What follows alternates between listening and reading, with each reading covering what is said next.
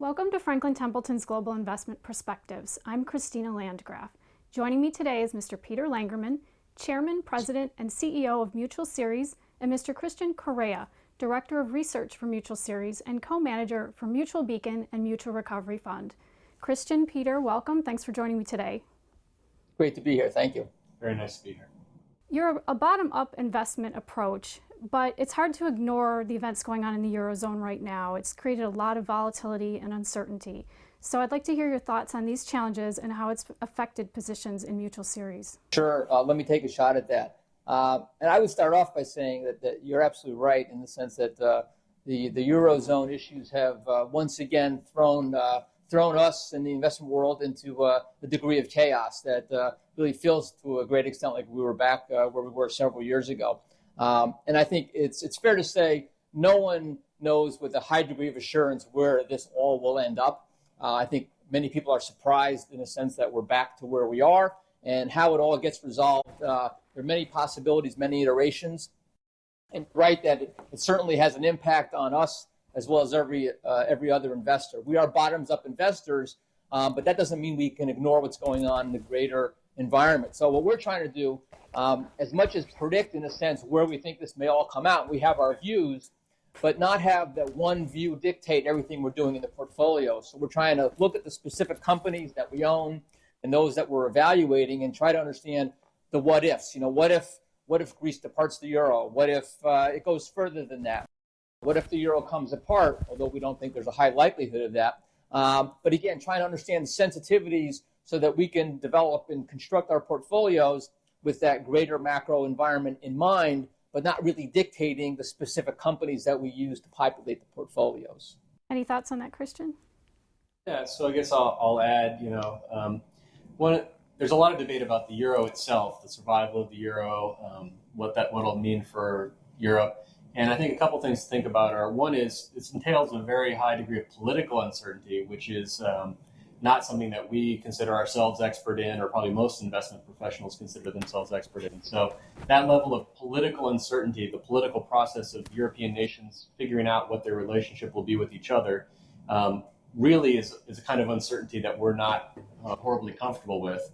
And then secondarily, the very fact of that uncertainty has investment implications regardless of the impact on the euro. So the uncertainty means that a lot of companies and investors and consumers don't spend money or don't take risks that they might take otherwise. And that can have a self-fulfilling effect of slowing down the economy, which is basically what we're seeing in Europe happening right now. So, Christian, what steps do you and your Mutual Series counterparts take to help manage or mitigate risk in this type of volatile environment?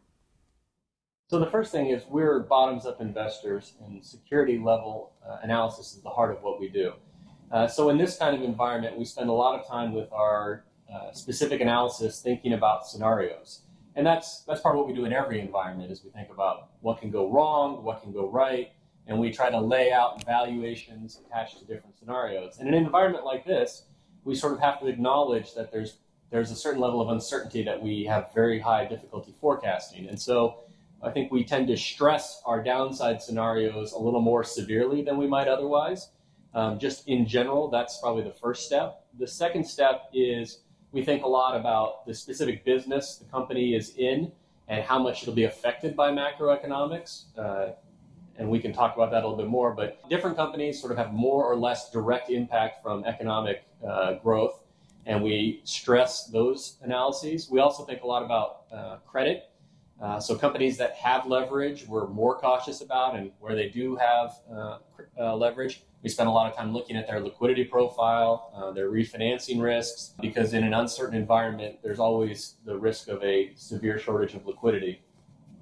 And then we take a step up above the security, and we also talk at the portfolio level. We manage position size very directly, so we think a lot about, okay, maybe this is an attractive opportunity, but the scenarios are fairly extreme, both up and down. And while we like the situation, maybe the downside scenario is a little scary. And so we will manage position size to make sure we're not taking too much portfolio level risk. We'll also look at our portfolio level concentrations in geographies and across industries to make sure we aren't taking We aren't making some kind of macroeconomic bet that we don't want to be making. Christian, let's hear a little bit of your perspective on valuations. As a deep value manager, how do you determine what is a good long-term value and what others might call a value trap? So I'm going to differentiate between two kinds of value traps.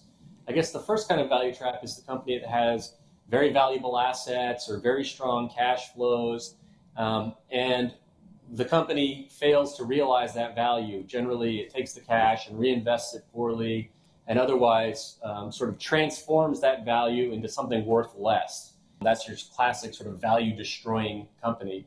And the key there in differentiating between the value destroyers and the value creators is really around management, assessing management and their quality, assessing their capital allocation plans. Oftentimes companies will tell you, we intend to reinvest our cash flow in X.